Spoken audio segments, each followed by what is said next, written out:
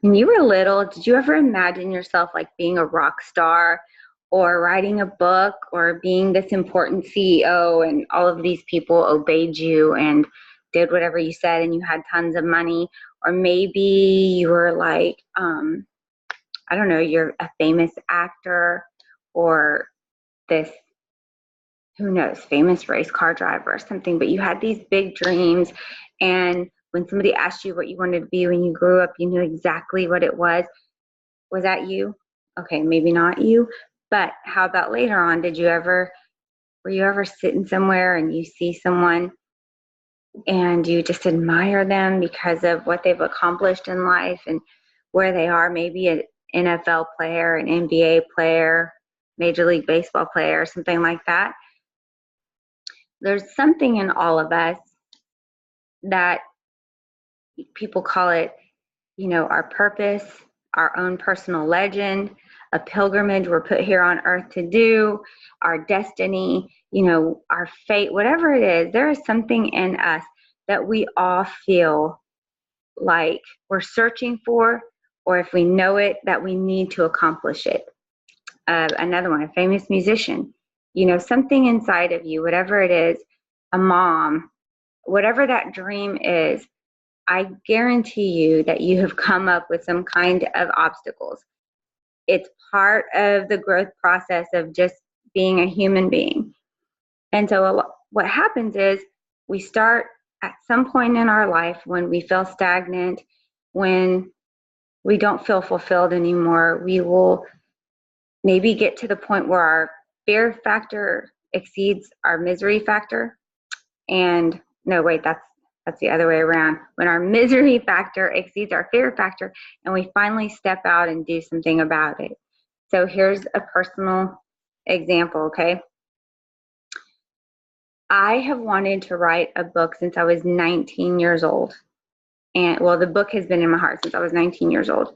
First of all, I had a dream about it and I doubted that it was even me that was supposed to write the book. I disqualified myself in every single way. And then over the years, the short version is it's been in my heart. But over and over again, I figured it was best to have a normal job, make money, be a provider, do all of the things that I need to do that the world says, hey, this is how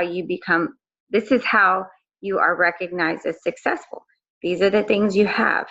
You have a home, you have a car, you have money, you dress nice, you get to travel.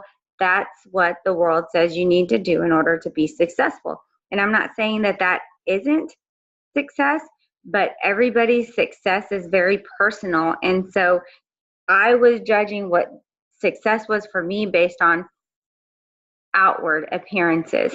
And deep inside, I was miserable. I hit a wall so bad when I was, actually about 5 years ago. I was so depressed because I felt like I was on a hamster wheel, that I was actually suicidal for about 2 weeks. And I'm an extremely positive person, but I could not stand the thought of living without purpose. I wasn't doing anything I loved. I was marketing for doctors. And yes, I had a car and a home and those kind of things, but I felt empty and stagnant. One of the things Tony Robbins says is progress equals happiness. If you're stagnant in life, you're going to feel depressed. It's like the formula for depression. Stagnancy equals depression. Progress and growth equals happiness.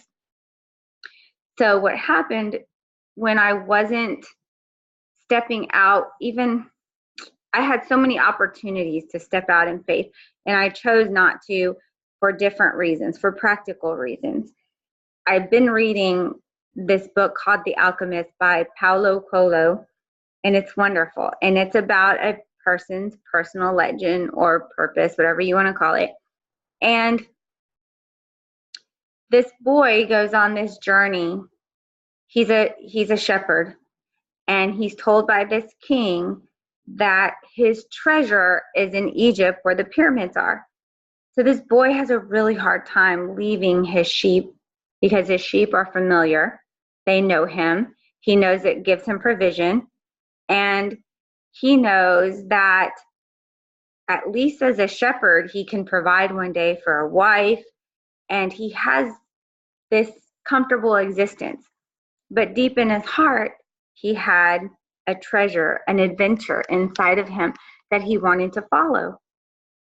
Well, of course, after the curiosity just overtakes him about what his personal legend was and what this treasure was that he was supposed to find in the pyramids, he leaves his sheep. Well, all of us have that fork in the road where we can go after the sheep and stay and tend the sheep, or we can go after our treasure. And you can't, if you are going to be happy, if you're ever going to have a story to tell, you cannot just tend your sheep all the time. I'm sorry, it doesn't work that way. I wish I could tell you that that thing inside of you that longs for adventure and a story and passion will go away, but it will never, ever, ever go away. Thank God. Thank God. And when you do, what happens is when you do ignore your dreams, that calling inside of you becomes like a depression, because you know there's something deep inside of you that knows there's more. There's more out there for you.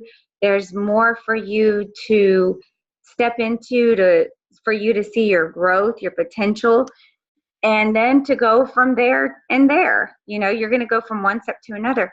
But if you never step out and start developing yourself in the area of your calling, I promise you that will give you that feeling of death, basically, ultimately.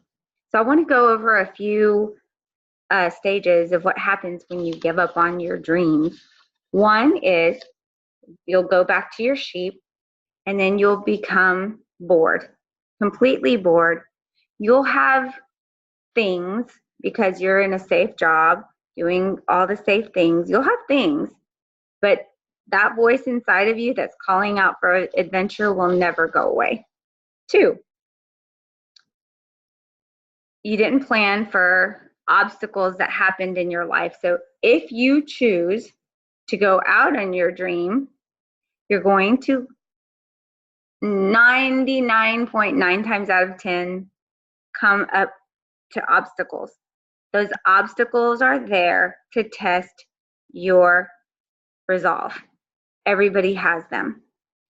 So don't give up when you feel those obstacles come. As a matter of fact, there are always obstacles you didn't plan for, so plan ahead for the obstacles. So, for instance, I left my position, a really good position at work with good pay, to write this book. But I had to talk to my husband about it first and get him on board, because one of the obstacles is him seeing that maybe I'm not bringing in the money that I used to, and he has a little bit more on his shoulders. So that's something that I had to plan ahead of time and say, I need to know you're completely on board with this before I do this thing. Okay, so I had to get support for stepping out in my dream. Second of all, there your faith will be tested, because not only things like that will happen, other things that you didn't plan for will happen. So try to plan ahead for these obstacles that you think could happen while you're pursuing your dream, and write them down so that you have a plan when they do. Your faith is tested, and when your faith is tested, you're going to have this angel, and this, maybe this isn't the greatest example, but like an angel and a demon beside you, and one's going to say sheep and one's going to say treasure. I'll give you a story from in the Bible. So God called his people out from Egypt to a land called Canaan. Canaan was the promised land. In Egypt, they were slaves. And so he called them out, but they had to go through this desert, basically like us, like life, before they got to the promised land. They came up to obstacle after obstacle and enemies out there in the desert. So for 40 years, they went through this cycle. They just went around the desert and around the desert and around the desert. That cycle of, oh, I want the promised land. 2, oh, I didn't plan for that obstacle. 3, maybe I should just stay in the desert. That was a lot safer. And 4, complaining, bitterness, boredom, anger, fighting amongst each other.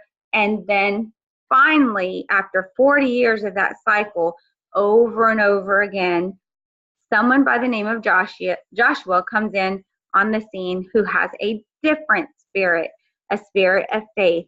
What he saw in the distance as obstacles, what others saw in the distance as obstacles, Joshua, because he knew that God called him to that promised land, said they were nothing. Those enemies were nothing for him because God was on their side. And he was the one that led the people of Israel into the promised land.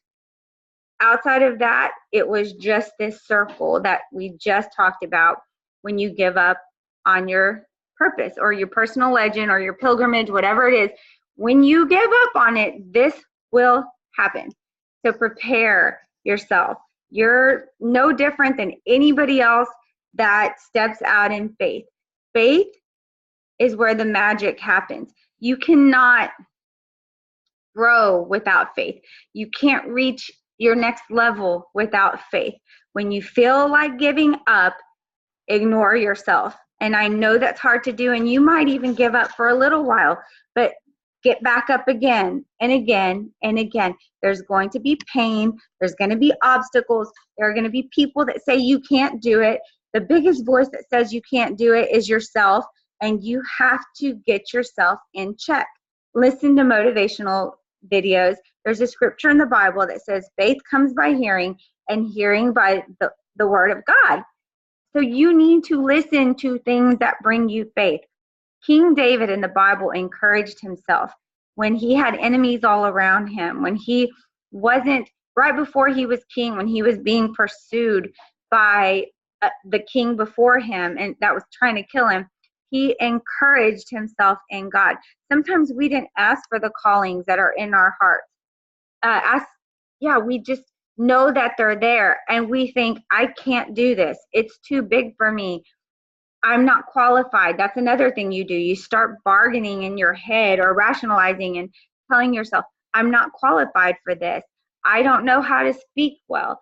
I'm too this or I'm too that. I don't have enough money. Nobody is going to publish my book. Well, you know what? Write anyways, because you don't know. If it's in your heart, you don't know what happens. Van Gogh didn't see his stuff become valuable until he died, but he painted anyways.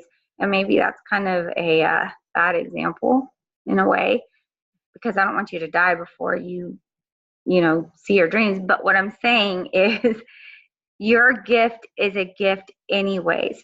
If you don't, it's not about being famous. It's about valuing one single person that might hear your voice if you sing. It's about one single person that might hear your story in your book, and it might change their life. That one seed you plant can turn into $1 billion forest. You never know. So don't give up.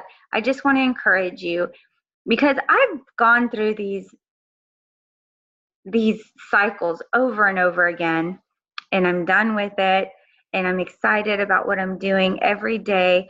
I'm doing something new right now. I'm training to possibly compete in a fitness competition. I'll be about 47 years old, and everything in my mind is thinking, what are you doing? You can't do it. You've gotten really out of shape. You have like 26% body fat, and the competition's at the end of summer. What are you thinking? I'm also learning to use new equipment for my podcast. Look at this. This is like so just bare bones, but I'm speaking anyways. I'm writing a book. I've never done it before. I'm putting myself out there to be scrutinized, to tell stories that happen in my life. and tell other people's stories. I mean, we're getting vulnerable, transparent, and sharing the highs and the lows of our journeys, and in hopes to inspire people and to, you know, bring them good news that every story has a redemption to it if you let it. So write anyways, sing anyways,